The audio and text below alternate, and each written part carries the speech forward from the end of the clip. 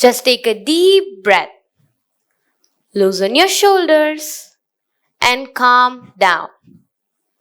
Close your eyes and concentrate in between your eyebrows. Inhale and exhale. Inhale and exhale. Slowly open your eyes. How does that feel? Your mind would definitely feel calm if we do this with sincerity. Now you may have not done it though. Mindful breathing should be made part of our everyday routine. Now, imagine a world where you are surrounded by the people you love. There is nothing else bothering you. People caring for each other and the human bond being stronger than ever. The world is at peace. It sounds amazing, right? But what we actually see in today's world is this: a generation of people getting lost in technology, not knowing what actually is happening around them, and literally not satisfied with whatever we have with us, discontent and disgruntled for no reason. I belong to the third generation of my extended family. I have heard a lot of stories from my grandparents' days. From the time they woke up to the time they slept, everything was so engaging and refreshing, like reading books, playing under trees, sharing household chores, etc. They all have a good story to tell. I wish I was born in that era. During my mom's childhood, it was not very different from my grandparents. But the evolution of television started. During that time, there were both good and bad impacts of technology. Festivals during those time used to be so fun. Relatives used to visit our houses with sweets being prepared.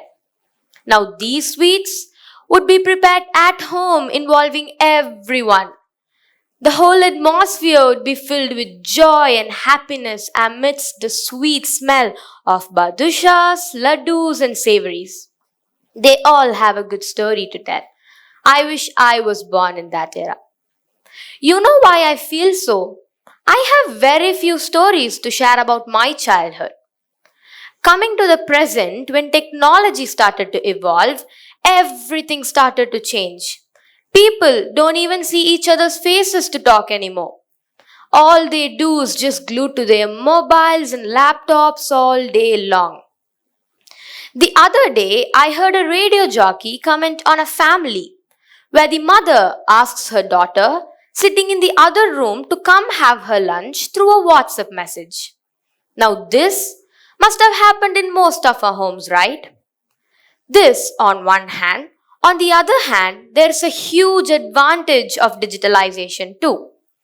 Like it connects people beyond boundaries, brings countries closer. You need not physically visit a place to book tickets or make payments, and a whole lot of easy life benefits. My mother had told me about how they used to book a trunk call and wait for hours sitting in front of the phone and speak so quickly over the call because it may get disconnected after a few minutes. It would have been painful if they had not finished their communication. But now you know what? My sister moved away for her higher studies to pursue medicine. She now constantly video calls my parents. This made us feel closer again without the missing each other feel. Now, think about how the future will be.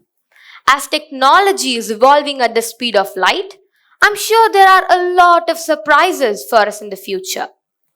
We predict that digitalization would harm human connection, human health, and well being. We are presented with a gory, ghastly picture of the future. But every era has its own pros and cons, and at each developmental phase, apprehension and skepticism would take the upper stage. Man has come this far and shall go farther too.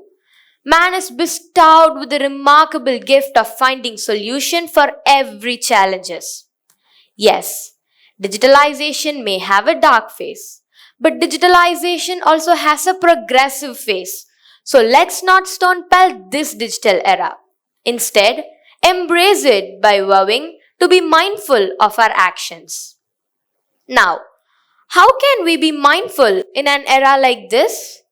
There are a lot of ways which we can follow, like limiting the usage of technology, having a strict demarcations between work oriented tasks and social or personal tasks. Being conscious of this practice would surely make it a habit. And we all know habits die hard. Let me say this. No matter how much we condemn the negative impacts of technology, technology is here to stay. So let's befriend it in a neutral manner. Three T's of digitalization. Tune in whenever there is a need. Academics, entertainment, shopping, for pleasure, or whatever be the need. Tune in and stay there. Do routine, work joyfully. Second T. Take a step back. Take a step back even when you are joyfully immersed in your work. Let your internal clock ring the alarm in case you're getting yourself lost. Yes, you have a work in the digital space and you have to do it.